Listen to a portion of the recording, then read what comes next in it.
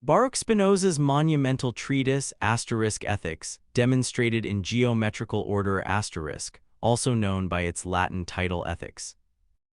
Ordine Geometrico Demonstrata stands as a towering edifice of 17th-century rationalism. This work of such profound rigor meticulously unfolds its philosophical system with a precision akin to Euclid's geometry. Published posthumously in 1677, this dense text irrevocably altered the intellectual landscape, offering a radical, systematically unified vision of reality. Spinoza, a Dutch philosopher of Sephardic Portuguese origin, was born in Amsterdam in 1632. He emerged from a vibrant Jewish community, but his philosophical views led to his excommunication around 1656, profoundly shaping his life. This event drove him to pursue philosophy independently, earning a modest living as a lens grinder. His ethics directly challenged prevailing Cartesian dualism and traditional theological doctrines, seeking a coherent, rational framework to guide human happiness and freedom amidst the intense religious and political upheaval of his era. The intellectual audacity of ethics is perhaps best exemplified by its relentless, axiomatic-deductive logical progression. This ambitious methodology involves constructing a philosophical system from foundational definitions, axioms and propositions, then rigorously deriving further truths.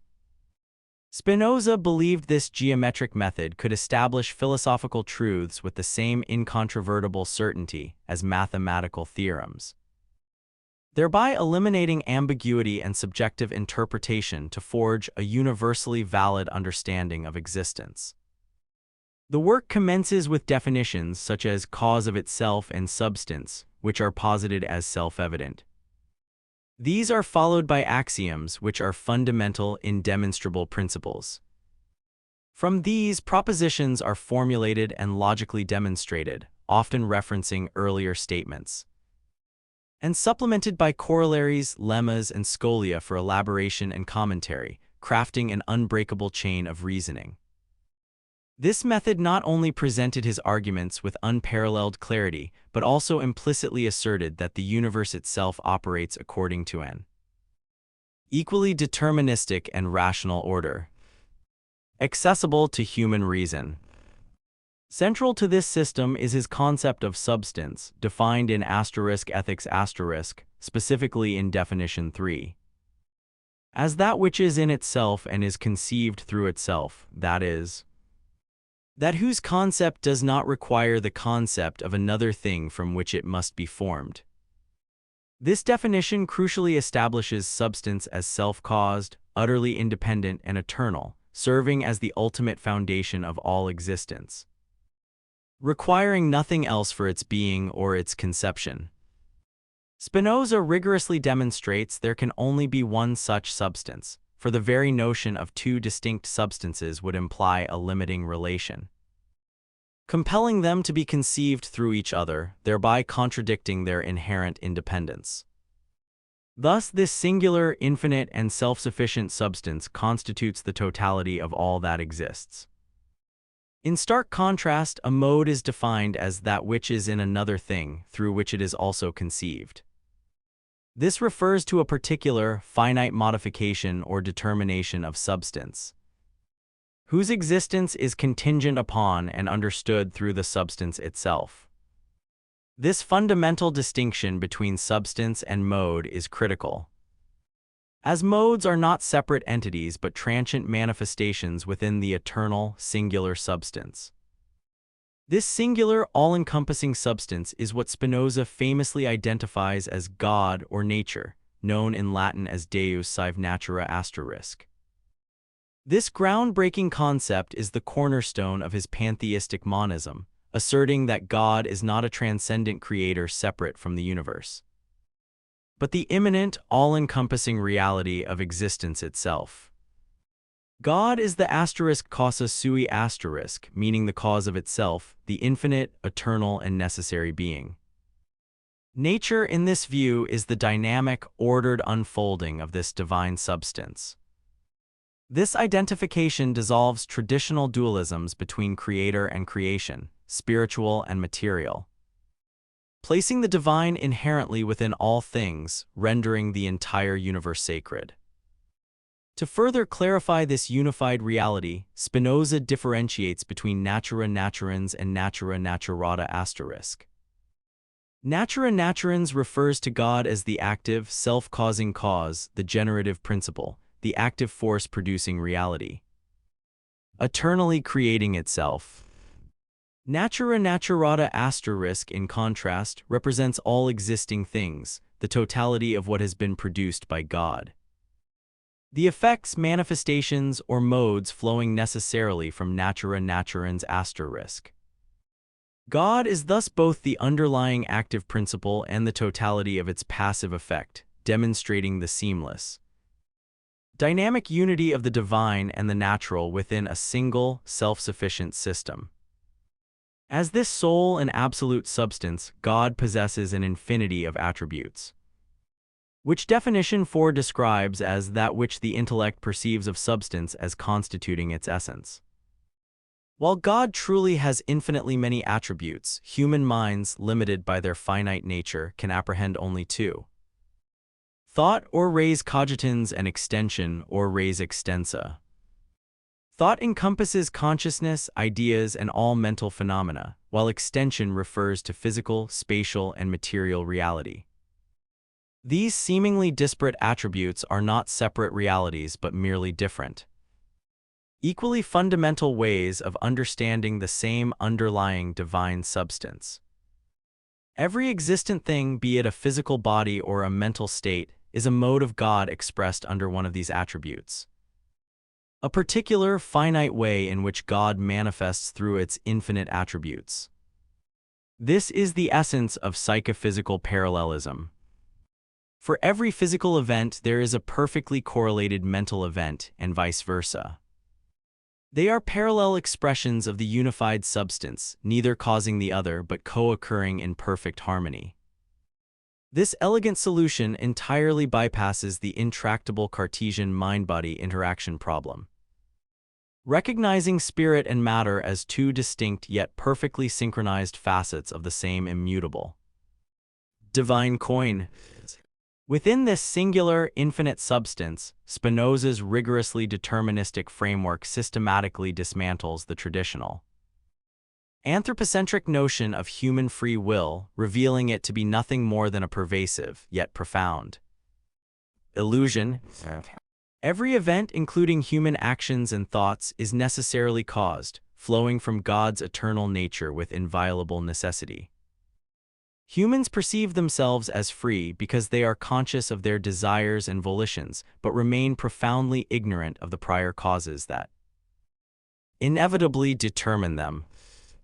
Spinoza famously employs the analogy of a stone propelled into the air. If that stone were conscious, it would, in its ignorance of the true external force acting upon it, mistakenly believe that it freely chooses its trajectory. Similarly, humans often mistake their profound ignorance of the intricate web of antecedent causes shaping their decisions for an illusion of absolute freedom of choice. True freedom for Spinoza is not an uncaused choice, but the intellectual understanding of this universal necessity and the rational alignment of one's actions with it. This determinism is not fatalistic, but an affirmation of the universe's inherent rationality and order, allowing for a different, more profound kind of human liberation. Spinoza's deterministic worldview extends to a mechanistic explanation of affects, or emotions, as necessary consequences of our ideas and interactions with the world. All affects arise from the Conatus *, the fundamental striving of every individual thing to persevere in its own being and increase its power or perfection. This inherent drive is not a conscious choice but an essential ontological aspect of existence itself. For humans, this Conatus * manifests as a ceaseless striving for self-preservation and an expansion of our capacity to act and to understand. Joy or Leidsche is defined as that passion by which the mind passes to a greater perfection, an increase in our power of acting. Sorrow or Tristesse is that passion by which the mind passes to a lesser perfection, a decrease in our power of acting. Desire or Cupiditas asterisk is man's very essence, in so far as it is conceived to be determined to act by any one thing, representing the conscious effort to persevere in one's being. Other complex emotions, such as love, which is joy accompanied by the idea of an external cause, and hate, which is sorrow with an external cause, hope, and indeterminate joy based on an uncertain future, and fear. An indeterminate sorrow based on an uncertain future are derivations of these primary affects. Spinoza categorizes these affects as passions when the mind is largely passive, acted upon by external causes it does not fully comprehend, rendering it susceptible to external control. These uncontrolled, passive affects lead to human servitude, a state where individuals are largely reactive and driven by external causes rather than by the autonomous guidance of reason. This bondage stems from inadequate ideas which are confused, obscure, and partial perceptions that prevent us from understanding the true causal origins of our affects. Because we lack clear comprehension of why we feel what we feel, we remain enslaved to these tumultuous emotions. In this state, our actions are primarily determined by external influences and fluctuating sensory input, leading to reactive rather than reasoned choices, thereby trapping us in a vicious cycle of debilitating passions. This profound lack of self-knowledge and causal understanding diminishes our power of acting, rendering us unfree and susceptible to external manipulation. Much like the aforementioned stone unaware of the precise forces that shape its trajectory. This servitude is a condition of epistemic obscurity, where the mind is buffeted by effects without grasping their necessary causes. Spinoza offers a compelling and profoundly liberating path to what he terms true freedom, distinct from the popular, yet illusory conception of arbitrary free will. This genuine freedom is not the absence of necessity, but the intellectual understanding and, crucially, the joyous acceptance of this very necessity. It is the profound liberation that emanates from comprehending the necessary causal order of the universe in its entirety, and recognizing oneself with enlightened awareness as an integral, albeit finite, part of this infinite, eternal chain of cause and effect. This intellectual emancipation, this ascent to freedom, is primarily achieved through the diligent cultivation of reason and the rigorous formation of adequate ideas. By moving from confused, fragmented perceptions towards clear, distinct understanding, the individual transcends the limitations of their immediate experience, gaining an active command over their internal states and external reactions. This freedom is thus an internal state of cognitive mastery, not an external condition of unconstrained choice. Reason, for Spinoza, is the supreme faculty for forming adequate ideas and perceiving things sub specie Aeternitatis asterisk, which means under the aspect of eternity. Adequate ideas are clear, distinct, and complete understandings of causal connections, contrasting sharply with confused, obscure and partial inadequate ideas derived from fleeting sensory experience and imagination. By actively striving to understand the true causes and origins of our affects, transforming inadequate, confused ideas into clear, adequate ones, the mind shifts from a passive recipient of external influences to an active agent of its own understanding. This knowledge profoundly diminishes the passive quality of emotions. For instance, understanding the causes of fear can lessen its paralyzing effect, transforming it into a mere cognition. Perceiving asterisk subspecie Aeternitatis means seeing individual things and events not as isolated, contingent occurrences, but as necessary, timeless parts of the eternal, infinite substance of God, or nature, transcending temporal and finite limitations. This intellectual clarity leads to profound peace, reasoned acceptance, and a unified grasp of reality, allowing us to overcome passions by understanding their true causes and thereby regaining our fundamental power of acting and flourishing. The ultimate culmination of this intellectual freedom, the apex of human flourishing, is Amor Intellectualis Dei *, the intellectual love of God. This is not an emotional or mystical adoration of a personal deity, but a profound intellectual apprehension and love of the infinite, eternal and necessary reality of God or nature itself. It represents the highest form of blessedness, or beatitudo *, a state of enduring contentment born of perfect knowledge of God. Through this intellectual love, the human mind participates in the divine nature, realizing its own existence as a finite mode within the infinite substance and finding its eternal place within its necessary unfolding. This profound understanding of the necessity and perfection of the cosmos brings immeasurable joy and peace, freeing us from the tyranny of fortune and the vicissitudes of passive passions.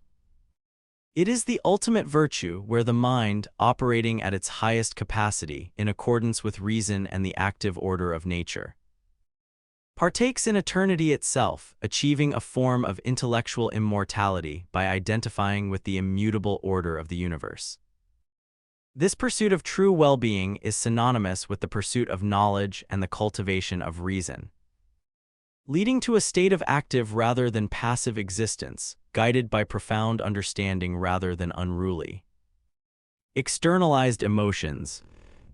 Spinoza's ethics despite its initial condemnation and widespread censorship as atheistic and dangerously pantheistic, profoundly influenced subsequent generations of thinkers, laying crucial groundwork for the Enlightenment and beyond.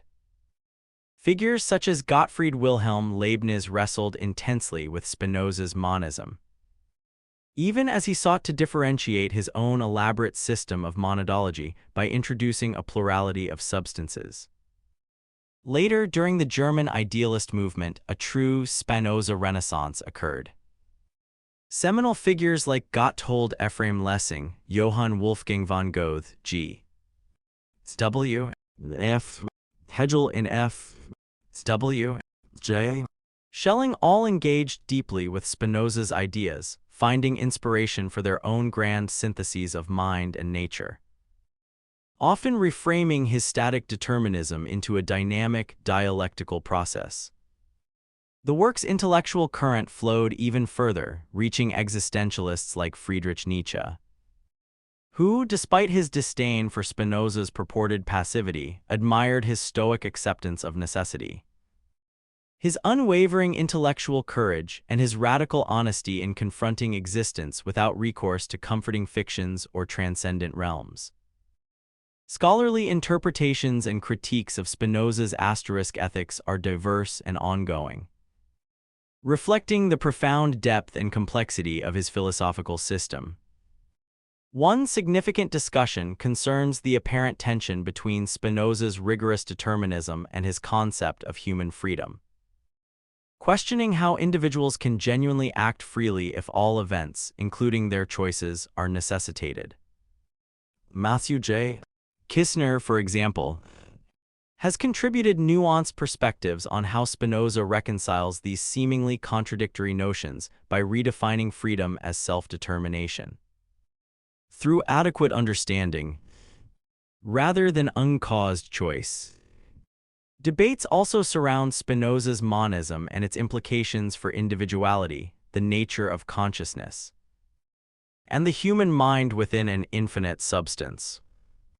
Furthermore, his ethical framework, particularly the role of emotions and the path to beatitudo remains a fertile ground for critical analysis. Some scholars emphasize the psychological and therapeutic aspects of his ethics, highlighting its practical guidance for emotional self-mastery, while others critique its perceived lack of emphasis on interpersonal relationships, its abstract formulation of virtue, or its potentially quietistic implications for social action.